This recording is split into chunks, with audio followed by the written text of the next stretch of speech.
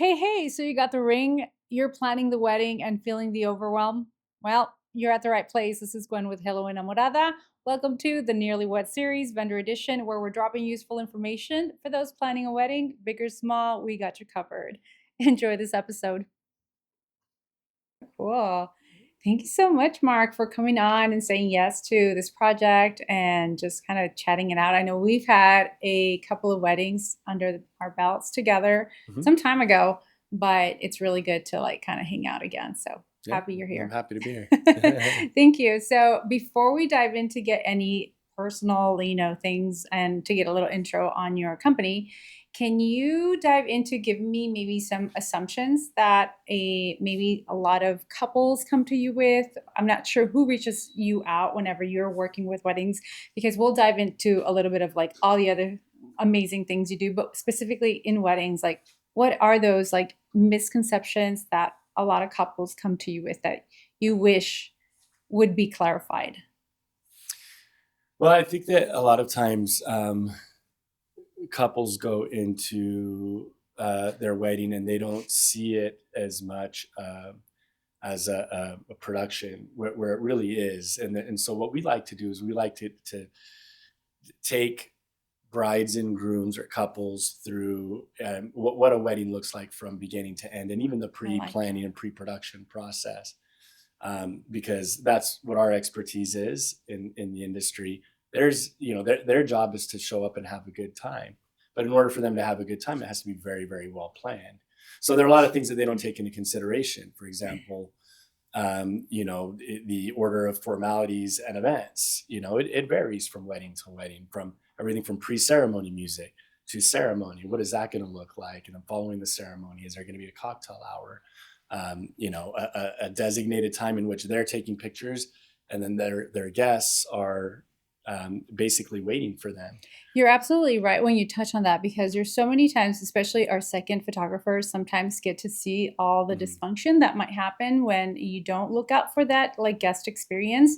And the guest experience is really important to a lot of couples. Right. And because a lot of the energy is spent on the couple and where the couple is going to be, everything else kind of comes like secondhand. But if you're looking at an event from like a guest perspective, having all those things like, those boxes checked off is Mhm. like incredible to be able to like level up that experience for your guests. So you're absolutely right with that. And people want their Yeah. guests to have a good time, but sometimes there are things that they don't take into consideration, which is understandable because they don't do events Yeah. on a weekly basis. And so our job is to go in there and bring to their attention a lot of the things that they want to avoid, and then a lot of the things that would contribute to a better experience for their guests. And, No. and that's important too, because if their guests are having a good time, then they're going to have a good time. People are Absolutely. going to stay longer. They're going to enjoy the formalities, the dancing, and that sort of thing. Because if people are bored, or if they just have a general lack of direction, like what's going on, what do we do? Hmm. They're going to stay for dinner, maybe have some cake, and then just look for their Bounce. exit out. Yeah. But if they're having a good time, if they're engaged, then dancing becomes a natural destination, and then socializing and staying until the very end becomes a And we natural love destination. packed dance floors. Sometimes Yeah. it's like pulling Mhm. teeth. And it's like we don't know if it's the DJ's fault or is it the guest count? Is it the guest? Which one is it? We don't know. But also, what are some of the questions that you explore with couples whenever they, come to you and you're trying to figure out what their needs are? Oh, there's a lot of questions. First, some very, very basic questions. Where is it going to be? The atmosphere, if it's indoors, outdoors, that kind of gives us a general direction in which to go. What's the guest count going to be?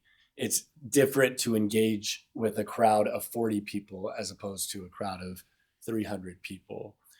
So those basics. Also, I would say about 75% of the weddings that we service will do ceremony and reception in the same venue. I would say to a lesser extent these days, people have their wedding at a church far away and then the reception as the Nice. event that the Yeah, vendors are that's right. involved in.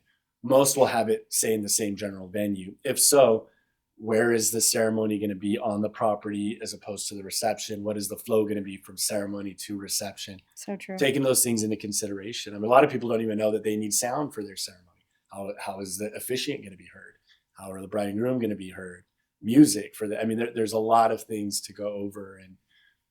And so our job again is to bring all of those things to them with solutions so that they don't have to worry about it or think Yeah, about and it. I love starting all of our interviews with this question because it just helps kind of clarify a lot of misconceptions. And if there is something that breaks all of our brides and couples' hearts, is having preconceived notions of what something is or should be based on just social media trends and things on social media, Sure. as opposed to, like, you're right, we do this every weekend. And so we get to know the compartmentalized parts of like services, whereas many of our couples come in with very limited information and like sometimes very biased information or very impractical information. So thank you for answering that. I know we want to dive into a little bit of like how freestyle came about. I know a trusted vendor friend told me that you had a really cool story. So I know you started out really small, just a very mobile DJ service, and then you grew into this massive like event production. Tell me about that. Well, it really started when I was in college. My older brother was um, DJing these youth activities, let's say, for his peer group, and he was the designated music man. And he would just take borrowed equipment, CDs, and play music. CDs. Well, people started saying, "Hey, do you do this for a living?" Besides these youth activities that they were doing, they were asking, would you do my event, my quinceañera, and eventually, will you do my wedding?" And he, being ambitious, he's like, "Yeah, I could do that." And then shortly after, he started getting busy. He had another job. And he said, "Hey, will you do this with me when I'm not available? DJ these events." And really, the root of it at that time was DJing, and kind of had a crash course and kind of just learned together. And This is how many years ago? Sorry. Oh, this was probably 25 years ago. Oh gosh, there was Yeah. absolutely no resources online for anyone, really. No, I mean, it was very few. There was Very limited, yeah. very Very limited information, and we just kind of had a general sense and knack for entertainment. I think just our background and culturally. Um, so shortly thereafter, in that same year, the inception year, uh, somehow I fell into doing a wedding, and I hadn't done a wedding before, and I just kind of did my own research, kind of practiced, kind of determined what I was going to do from beginning to end, and in my mind, kind of winging it, but I did a lot of homework beforehand. But in doing this wedding, I did such a good job there that luckily, and there was a wedding planner there, and she's still in town. She doesn't do weddings anymore. She's in real estate. She used to do a lot of weddings back then, and somehow by luck, I really impressed her, and she said, "You did a really great job. You know what? I'm going to give you all of my weddings." So the very next year, we did like 20 weddings. Gold mine. Well, and it's just kind of how it fell into our lap. It's amazing. And then, as we started doing more and more weddings and starting getting to be more known in the community, people would ask, "Well, do you do lighting as well? Do you do, we want to play a photo montage of our relationship or us as kids and then growing up and coming together. Do you have video equipment to do that?" And again, just being ambitious, we'd say, "Yeah, we can figure that out." And we would just accumulate more and more equipment and started offering more and more services kind of on a regular basis. Right. Fast forward, 25 years, we have a 14,000 square foot warehouse with a fleet of like 7 trucks of, a variety of different types of equipment. I was just telling you right before we started the podcast that I was like, wow, that was really impressive, that shot that you took of the warehouse with like thousands, I'm pretty sure now millions worth of like equipment and like 20. How many employees or members do you have? We have probably between office and warehouse and field staff, probably about 35 employees. Oh, 35. Yeah. And so you were telling me what portion of your business is weddings now? Well, weddings now are probably maybe 10 to 15% of what we do. But, in discussing our story, it does kind of remind me about how weddings are kind of at the root of what we do. And it played an important part in our growth, but still continues to play an important part. We still do some weddings. I think we're a little bit more selective with it. More Planners luxury. Mhm. planners come to us with these really neat ideas that we like to provide solutions for. Building structures, intricate lighting for events and that sort of thing. And of course, still, a great musical I experience if love that's that. what they I want. love Yeah. that. I know that the industry is like always shifting with it. Have you found, in specifically only speaking about like weddings, have you found any trends as far as market that have like maybe played a role in how you're doing business now in the market itself? For example, I know in our market, one of the things that has shifted drastically is the style of photography that is completely different from even 5 years Mhm. ago, just because it's a new generation of couples getting married. Have you seen any shift in with your couples come through in the next like last 5 years? Well, what I will say is that a lot of the in at risking tooting my own horn, a lot of the trends that are utilized today still, um, we started in a lot of ways. So, for example, Yay! you'll see you'll see still Nothing today new. you'll see still today at weddings. Sometimes I'm sure you've seen during a first dance or another milestone moment, these spark machines that go up. Mm-hmm. We were the first company that utilized cold spark machines for a wedding. It was at the Beverly Hilton in LA for a couple in 2016.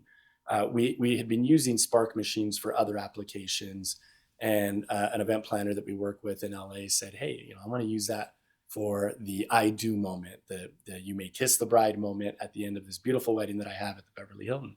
We said we could do that, and so we provided that solution. Now you see, I mean, you see Yeah, that it's everywhere. You see it, for first dance and for just yeah, yeah. different I milestone feel the moments same all the way when it time. comes to photography, that a lot of the photography from the 90s, Yeah. in the late 90s, early 2000s, it's like it kind of died out a little bit with like the millennial, and Mhm. now with like the Gen Z, it's kind of coming back now. And we're Yeah. like, that's so retro, but Yeah. it's trending and I love it. I'm all for it.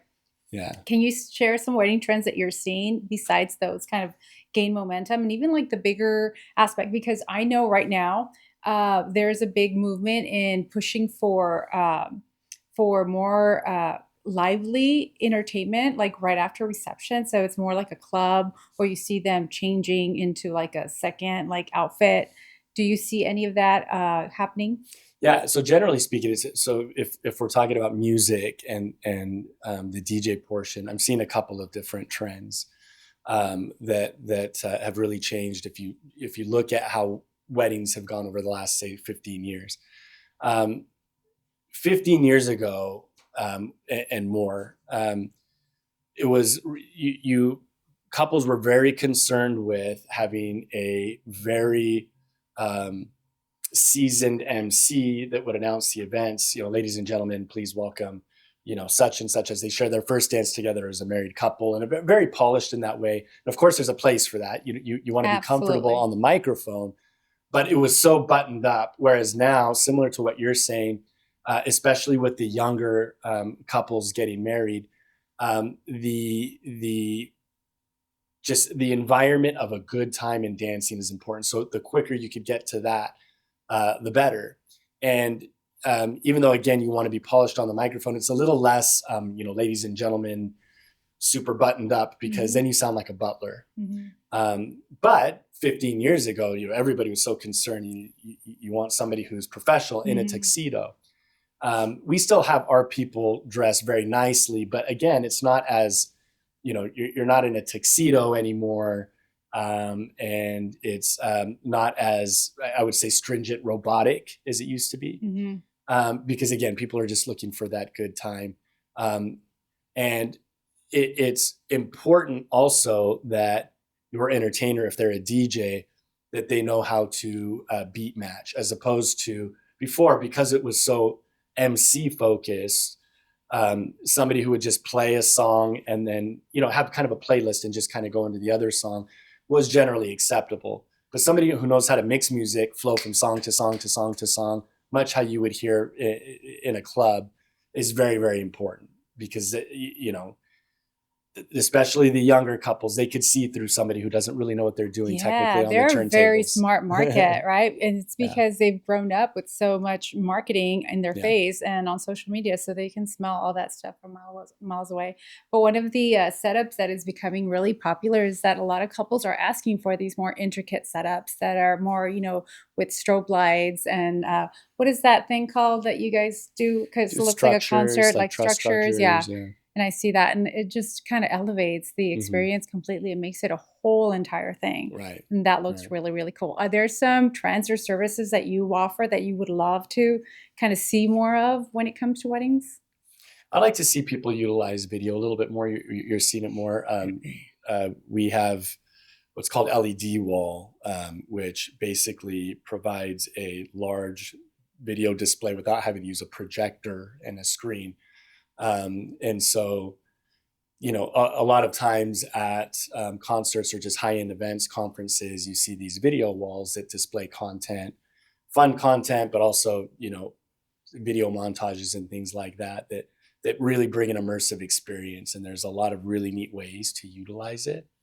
It can be broken up into different pieces and things like that. I'd like to see that used a little bit So more. cool. Yeah, there's a lot of services that we have that maybe we haven't seen happen, and it's really great to be able to like put these out so that, we have the tools, we have those things, but couples don't get to do this every day. They don't know what it's in a toolbox, of being able to kind of show off Yeah. that stuff and be like, yeah, let's do it and let's utilize it. It's such a great thing.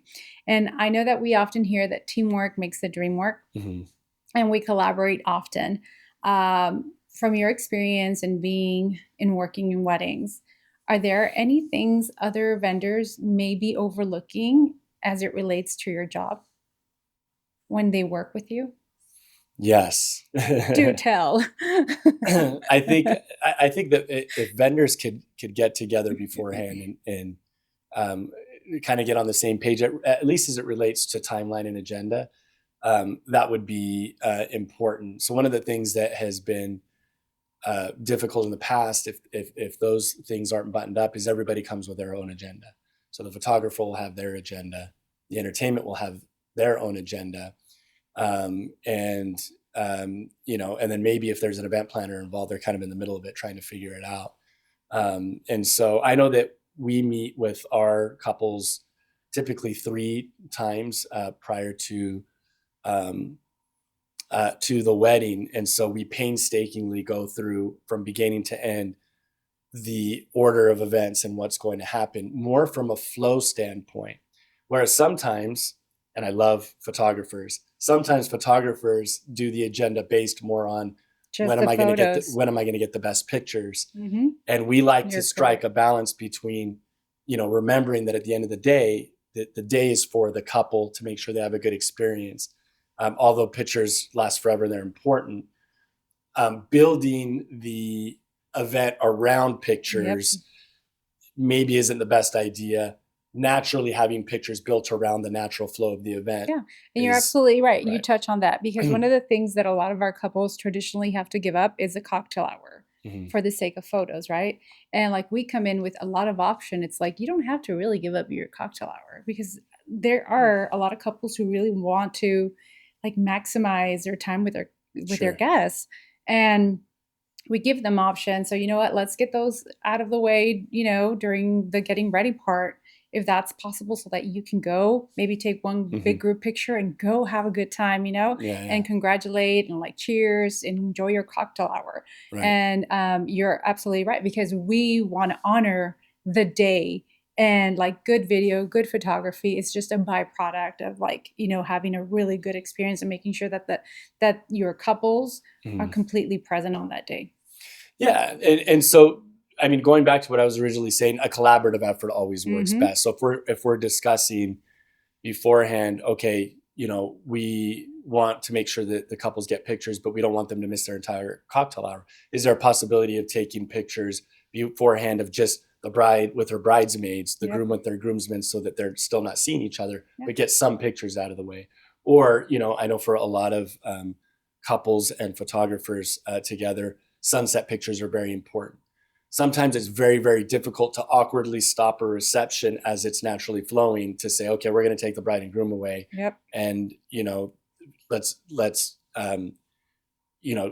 we'll figure out what the guests are going to do just while they're gone. But there's a way to do it where if we discuss, we say like, okay, after the bride and groom eat their dinner, the guests will probably likely still be eating their dinner, for example, and that's a good time to take them away for sunset pictures if it aligns with sunset, which we can make happen if we're going over a time. So what are those times that are really, so you've mentioned one right after dinner. Are there any other spots or times that you're like, oh, you know what, this would be great? Because nobody knows the like energy flow of a reception more than the, MC or the DJ. Sure. Everyone is like kind of like, hyper focused, and this is the reason why it's such a good idea, because everyone's hyper focused only on like our job, that we forget that this is like an entire event for like other people. So what other so I'd say dinner is the best time. Another good time is if you get through dinner and then we segue into cake cutting. After the cake cutting, we're usually doing the formal dances, so father-daughter dance, mother-son dance, first dance, and that kind of thing, and then general dancing. Once everybody gets on the dance floor and they're distracted, again, if it aligns with the sunset better at that time, I think it's a good time to take the bride and groom away, because nobody notices as much. Because if you do dinner, let's say, and then you segue right into cake cutting, which typically happens, and then you take the bride and groom away for pictures, people are just kind of standing around when the cake has been cut, waiting for the bride and groom to come back to do their first dance. And it's just a very awkward moment. And so again, talking about those times beforehand, again, just the communication between vendors it really, really helps. I love that. I love that we're covering that. So before it's over, Marc, can you tell us any projects you're looking forward to with Freestyle Events? Oh man, we have so many awesome projects that we do. Some that are upcoming. We have the California Youth Ag Expo, which is in Tulare County. It kind of brings young people from all over California to a single place, and they kind of engage in FFA type activities with livestock and everything. But it's a conference that lasts several days, and it's always fun for us to be a part of. We also do a lot of really, really great work for a lot of the nonprofits in town. A lot of their stuff is coming up in the fall. So Boys and Girls Club, the American Heart Association, Clinica Sierra Vista has something coming up in a couple of weeks here. So just too many projects that what I like is I like the variety. I like that one weekend we can be doing a wedding. The next we could be doing an event for a celebrity, and the following week we can be doing, important work for a local nonprofit. I love that. And so I really like that versatility. And can you tell people where they can find you if they needed to reach you? Yeah, we do, of course, have a website, freestyleevents.com.